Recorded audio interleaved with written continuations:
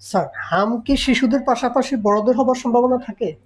হ্যাঁ, এটা একটি সুন্দর প্রশ্ন। কারণ আমরা জানি যে হাম সাধারণত শিশুদেরকেই আক্রমণ করে থাকে।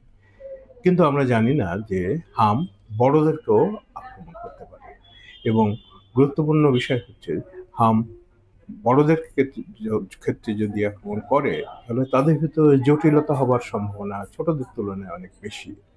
কাজেই বড়দেরও হাম আক্রমণ করতে পারে এবং যদি আমরা সঠিক সময়ে এটা রোগ নির্ণয় না করতে পারি, চিকিৎসা না দিই, তাহলে এখান থেকে নানা রকম জটিলতা হতে পারে।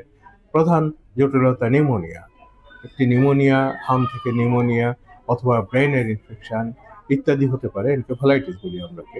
হাম থেকে যদি নিউমোনিয়া বা এনকেফালাইটিস হয়, এটি বড়দের ভিতর হওয়ার ঝুঁকি সব থেকে বেশি থাকে। কাজেই যদি বড়দের ভিতর হামের লক্ষণ দেখা যায়, হামের লক্ষণ বলতে আমরা বুঝি যে সর্দি, কাশি, জ্বর, নাক দিয়ে পানি ঝরা, চোখ লাল হয়ে যাওয়া বা চোখ ওঠা আমরা যেটাকে বলি, গায়ে লাল র্যাশ তৈরি হওয়া। ছোটদের যে লক্ষণগুলো থাকে বড়দেরও মোটামুটি লক্ষণগুলো একই রকম। তবে বড়দের ক্ষেত্রে আমরা হাম চিন্তা করি না, কিন্তু হতে পারে, এটা মনে রাখতে হবে। এবং সন্দেহ হলে বড়দের ক্ষেত্রে বিশেষ করে অবশ্যই নিজে ঘরে চিকিৎসা না নিয়ে ডাক্তারের পরামর্শ নিয়ে সেই অনুযায়ী ব্যবস্থা নিতে হবে।